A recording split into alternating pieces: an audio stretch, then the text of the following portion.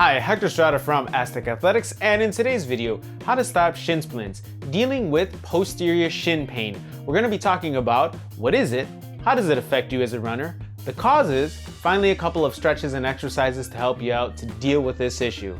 All right, let's jump into it.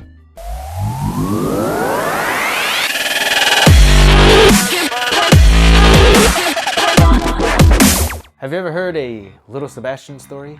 Well, today we're gonna hear a running story about Little Sebastian. So Little Sebastian is out running, having a good time, getting ready for his next competition, and then he realizes, holy smokes, his inner shin is hurting like, oh baby, that hurts, after every single run. So what's the issue here? Little Sebastian has a case of posterior shin splints.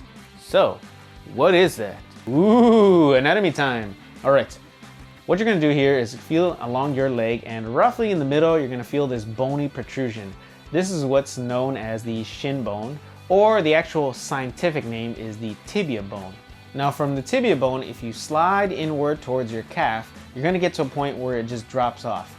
This is a little compartment that contains a muscle called the posterior tibialis that runs all behind your tibia bone. So again, the posterior tibialis is a muscle that runs all down the side of your calf and behind your tibia bone. And then after it's roughly right around here where you have that bony protrusion in your ankle, there's a tendon and it wraps around and attaches towards the middle of your foot right around here. Okay, that's good to know, but what is it for? Well, it's responsible for what's called plantar flexion, which just means bringing your foot back, and plantar inversion, which just means bringing your foot inward. So in the case of Little Sebastian, or for you, why does that cause that inner shin pain? Or why does that muscle that runs along the inner part of your lower leg hurt? If you're running with good alignment, in other words, every time your foot lands, you're landing in a pretty consistently straight pattern with your footfall, nothing should be severely hurting.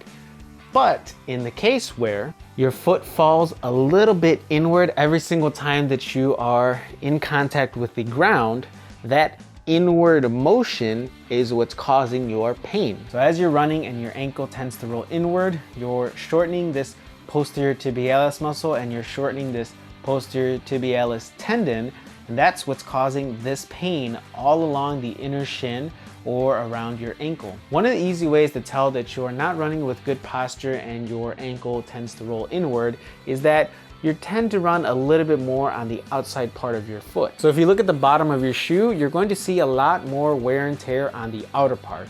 So what are a couple of causes to this issue? Well, we're gonna go back to Little Sebastian and his running story. Apparently one day, Little Sebastian decides, you know what? I'm feeling pretty good. 20 miles a week, I got this. Hey, let me jump it up and go to 40 miles a week. Woo, 40 miles a week, that felt pretty good. You know what? Maybe let me try 50 miles a week now. Oh, but my legs are starting to hurt. Oh, sweet Jesus.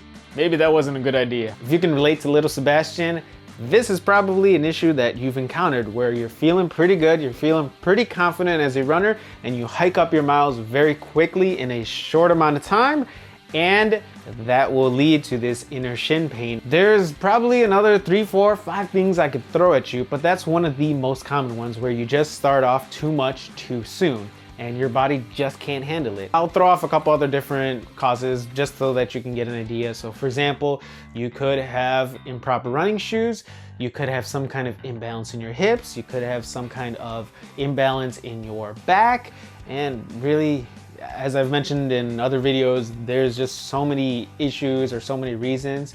But what we want to focus on now is how to fix it. Number one, and this is exactly what Little Sebastian did right after he started getting that inner shin pain, is he took a week off from running.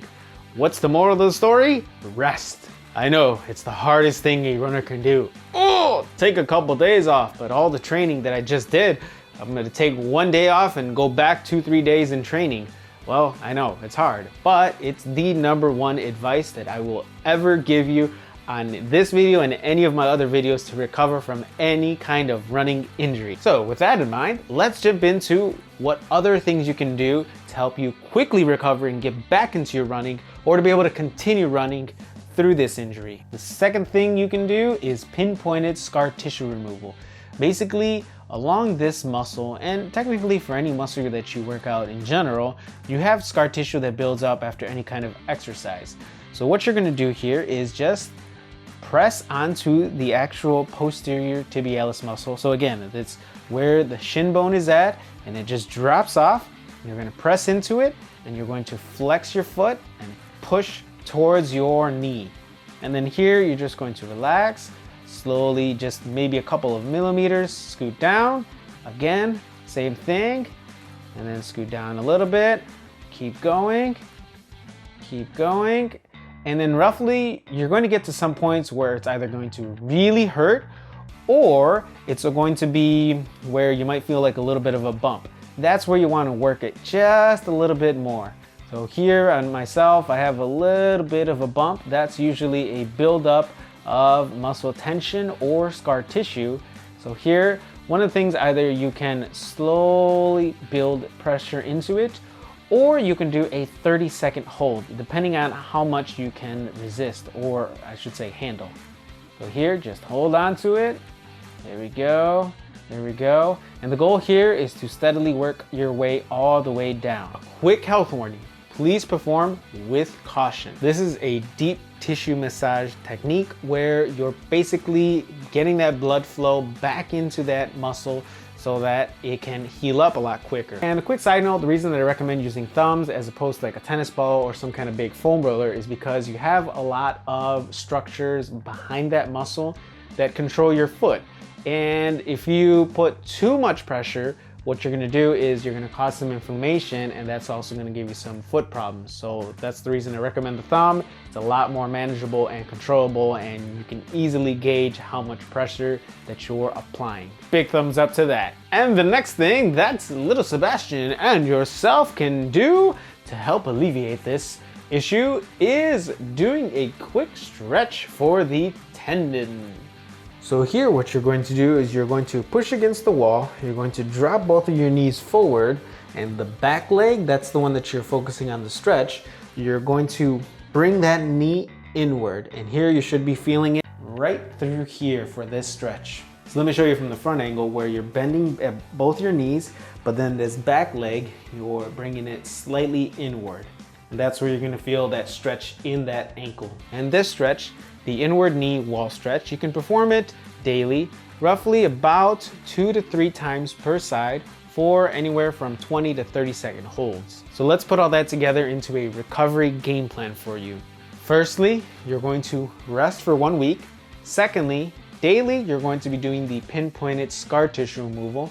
So once per side, again, from your knee to your ankle. And then thirdly, you're going to do the inward knee wall stretch, where you're going to be doing 2 to 3 sets of 20 to 30 seconds per side, so that you can come back and you can have much less pain or no pain at all with your running. But before I leave you today, I want to give you one more thing, and that's an exercise that you can perform to be able to also keep good flexibility in your ankle region so that you don't have any more posterior shin pain in the future. This is really simple, and you can actually implement this as many times as you want throughout the week while you're running, where you just want to maintain this ankle mobility. As I mentioned, all you're gonna be doing is just simple ankle rolls. So you can do here, let's say about 50, oh my God, the words don't come out, now they are. 50 counterclockwise, and then afterwards 50 clockwise.